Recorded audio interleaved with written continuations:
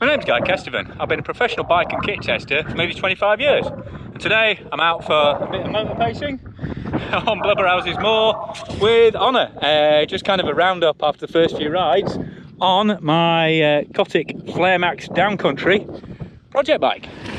And this kind of mission is pretty much exactly what I put this bike together for. I mean, as well as obviously, you know, playing in the woods, chasing people around like a loon. But just getting out here into the wilds, on the moors, it really does love it. I mean, I've got some good pacing going on today with Honour. She's been making me work on the climbs on the way out here on that heckler. And if you're waiting for a review on that, we have big plans. So stay tuned. That's going to be a proper epic, that ride when that uncorks. But anyway, back to the Cotic. Loving the handling. Works really nicely with this SID on. Obviously 120mm is shorter than it's supposed to have, but as you can see, just really nice and agile. And we started getting on really well with this Scott bar as well, which is definitely, probably the freakiest thing in the build-up was front end. Loving it so far, and actually shock feel and SID feel have been an excellent match. And now these SLXs are bedded in, they're behaving themselves very nicely, these brakes. And the only thing I'm being a bit wary of still is that super skinny rear tyre. It's definitely, you know, fairly tissue papery. You can feel it.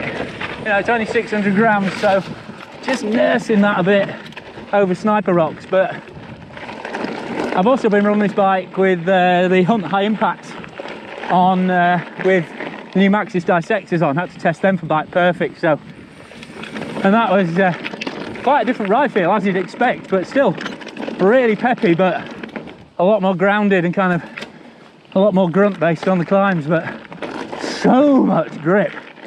So obviously the bike is really low in this setup. Then you've got that little bit of compliance from the steel and the SID.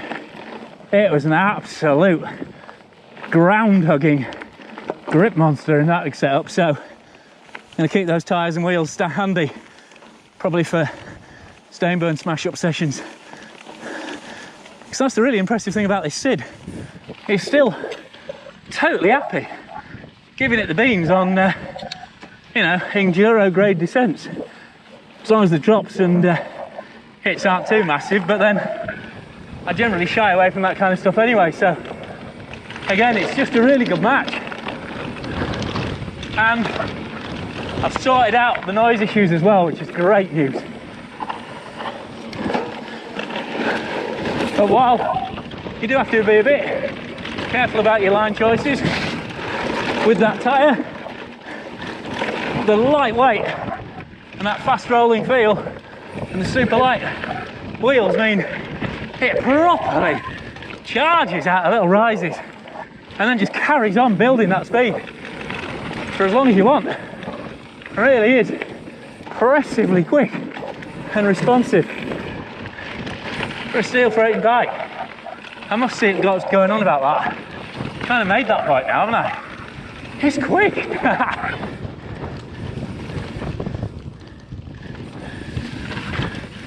But most of all, it's just really alive.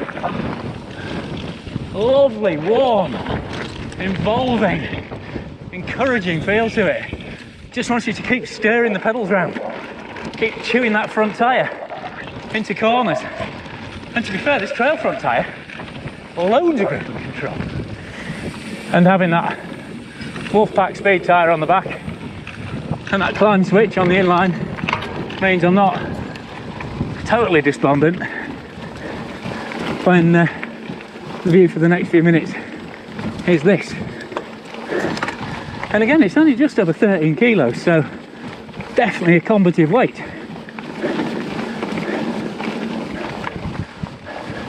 And it just pedals great. I mean, the drop link's a fairly neutral system anyway, and putting the shockwaves on it has kind of revealed there's a little bit more low speed stiction in the system than it would like, but that means a really good firm pedaling feel And to be honest, the chassis and the wheels take care of any vibration and abuse that might be coming through otherwise. I can hear Honor behind me. Hear that whine of the Shimano. Come on, lass. Oh, she's been kind. Or just haunting me, I'm not sure which.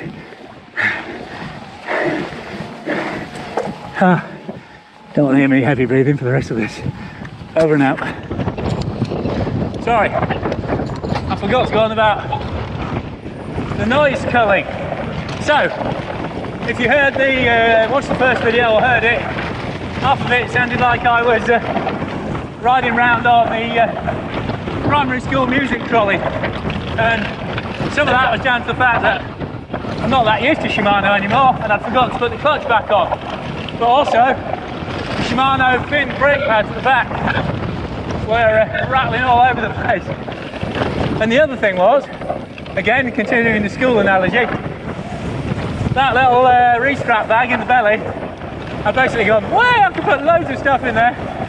So I had, like, you know, pumps, CO2 cartridges, multi-tools, lots of rattly metal things.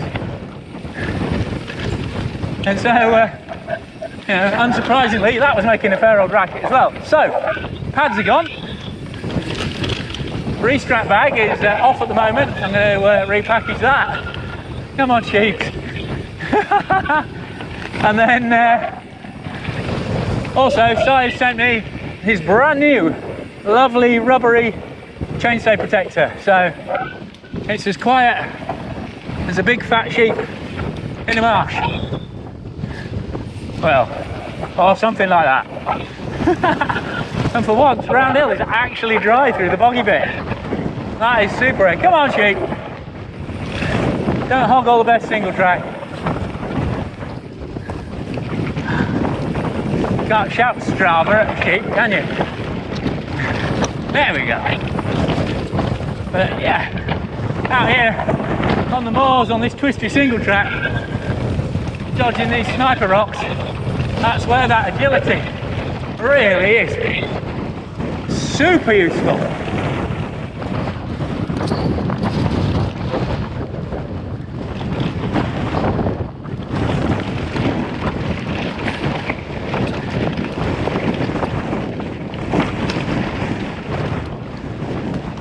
Just love the way it feels through my hands and my feet.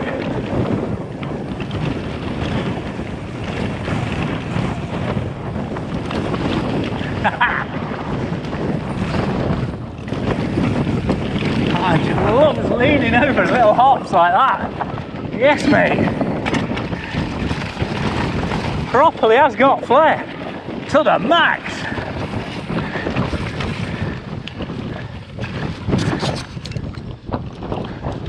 Oh, one thing, if you've watched the white S120 video, where I kind of ride out from home, basically the bit just up ahead is what I'm looking out onto at the end of the video, so you can actually ride all the way out onto this moorland as an extension of that ride if you're feeling epic, and conditions couldn't be better at the moment.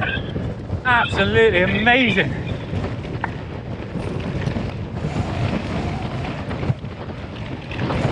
Although the wind noise is probably pretty severe, so don't know how much of this audio I'm going to be able to use, but hell, it looks pretty enough, so I'm going to carry on filming, and you'll just have to hum along or make up your own music somehow.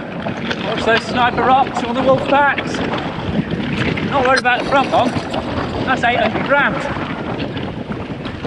Just that rear speed, you know. Oh, but this handles that beautifully.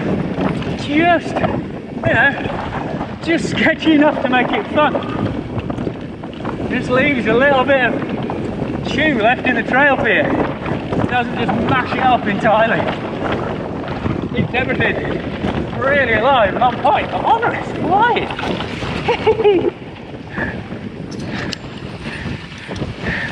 Yes, mate. That was flying for sight unseen through there. That's my girl, spike. Right, I've never actually got up this. So, if I do it today, it's a major coup. Come on, Kes.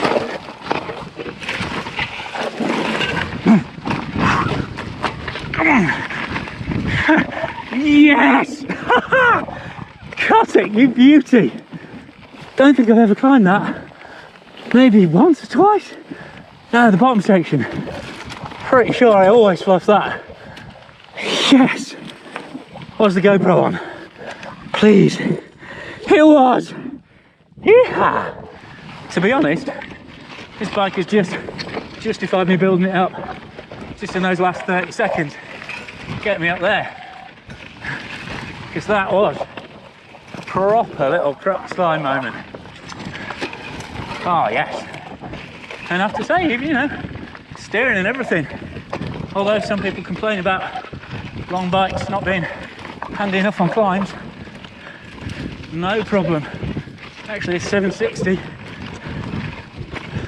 with a weird stem, all-in-one arrangement, actually gives it a little bit more stability through the bar, so it's not quite as twitchy as it would be with a wider bar and a super short stem. And now I'm used to it.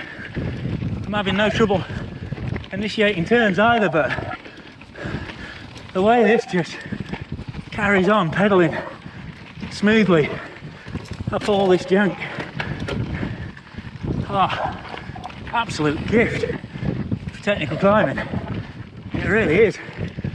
And for a, you know, skinny race tyre, well, lightweight race tyre, it's 225 speed on the back. Really good traction. I mean, it's not got much over the edges. If you lean it, it slides early then, but inline, all good. And again, this is not a climb I ever take for granted. And Anna's been giving me a hard time on the long pulls, so my legs aren't fresh, but happy days. Getting up here on the FlareMax, and then we're closing off the loop. Yes! Can't quit, didn't even think of quitting. Yes, mate. Yes! Skills, missus. Boom! What are the negatives then? I mean, obviously, nothing's perfect, and there are some glitches still to work on with this. First up, still haven't got the indexing quite right. To be fair, it hasn't even been right since the work stand, and the more I ride it, the better it gets. But I did wonder if it was a SRAM cassette issue, but tried it with Shimano cassette as well, and still just occasionally bangs out of gear, just ghost shifts in the larger cogs. Might have heard it a couple of times. So, and while Shimano do have a marker on the back of the mech, which means you don't need a separate template, it's really hard to work out what it means, because it's going a curve, but the curve goes the opposite way to the curve of the cassette cogs, so not really sure whereabouts on the arc is actually supposed to be. But yeah, hopefully that'll settle down. Certainly a lot better this ride than it was the second ride, and better the second ride than it was the first. Straight on, bike, straight on. That's it.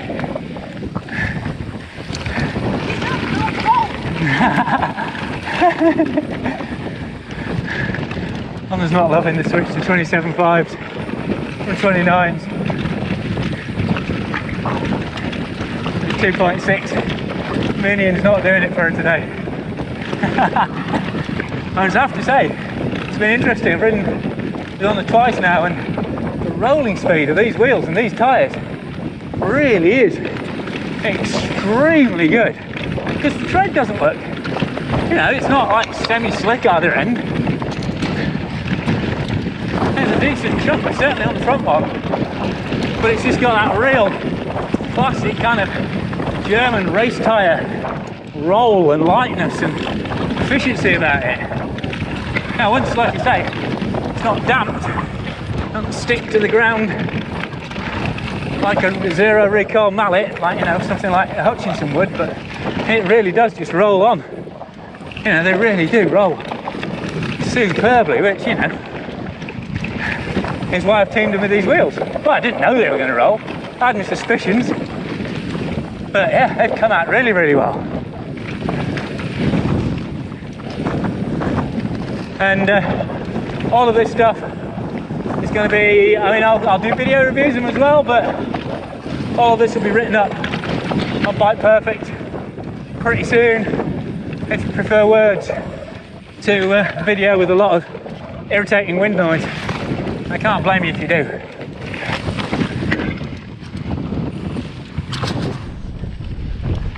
And the other thing I might play around with are the grips. I'm really liking the tackiness of these P&W loam grips, but they're pretty firm. Certainly on these bars. I mean, it might just be the bars, and any grip might feel firm, but I've got a bunch of grips sent for the build, so I'm going to try some fabrics probably next. Got some red fabric fungis that go on with the waffle, see how they go.